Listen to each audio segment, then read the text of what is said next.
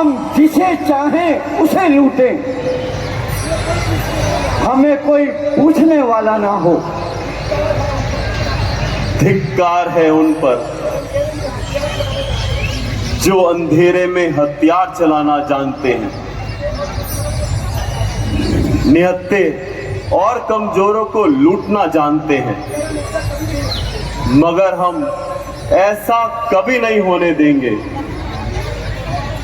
शाबाश, शाबाश बेटा, तुम दोनों धनुष बाण हाथ में लेकर यह प्रतिज्ञा करो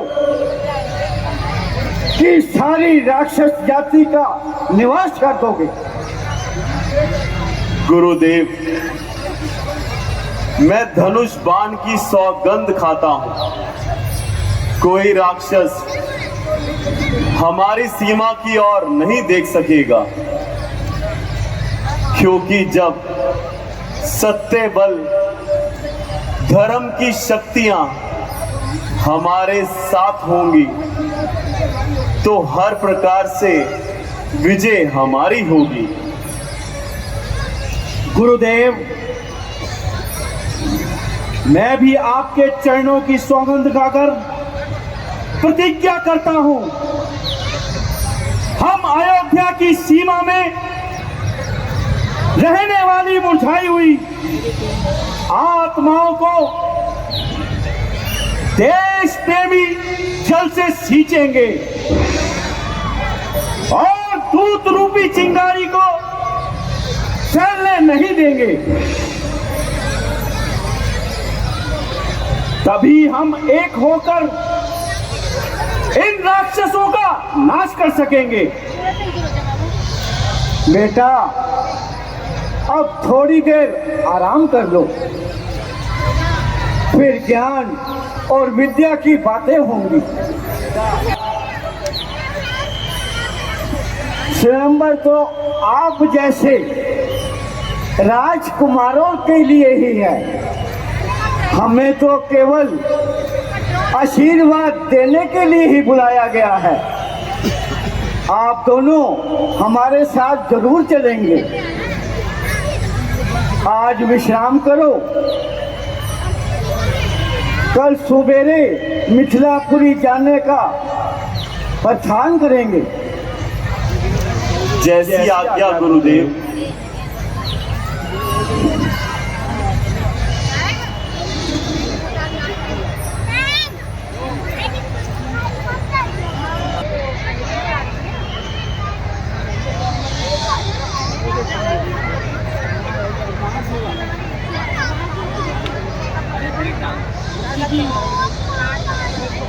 हेलो, बोल सियापति राजा रामचंद्र भगवान की।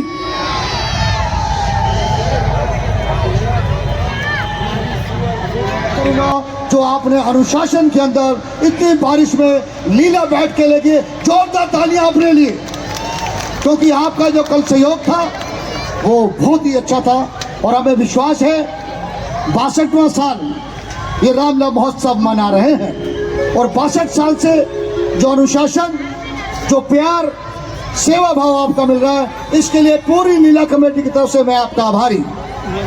और ये 25 और 12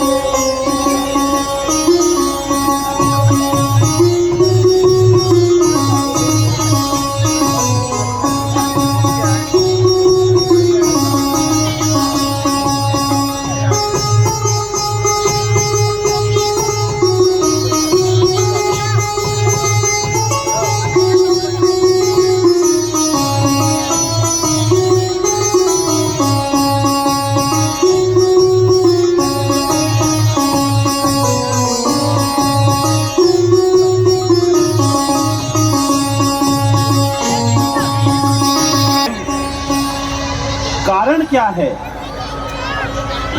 ना पशु चरते दिखाई देते हैं, ना पक्षी चहकते सुनाई देते हैं।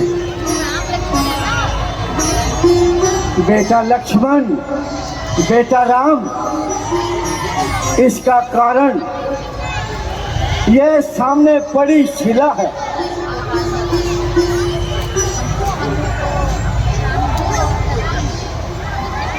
गुरुदेव, ये पत्थर की शिला। गुरुदेव, हमें जरा वृत्तांत से समझाइए। हम इस पत्थर की शिला का मतलब नहीं समझे। यह पत्थर की शिला कभी अहिल्या नाम की एक सुंदर नारी थी। गौतम ऋषि एक रात गंगा स्नान करने को चले गए। अहिल्या को अकेली जानकर इंद्र इसके पति गौतम ऋषि का भेष बनाकर कुटिया में चला आया। इंद्र अहिल्या की सुंदरता पर मोहित था। फिर उसने अहिल्या के साथ प्रेम क्रीड़ा की। इतने में गौतम ऋषि स्नान करके लौट आए। इंद्र भाग गया, परंतु ऋषि को सब ज्ञात हो गया।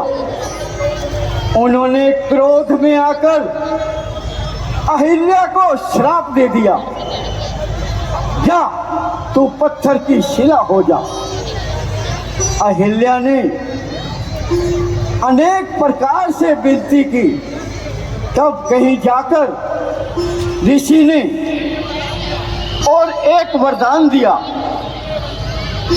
कि सूर्यवंशी राजा राम के चरणों से तुम्हारा उद्धार होगा।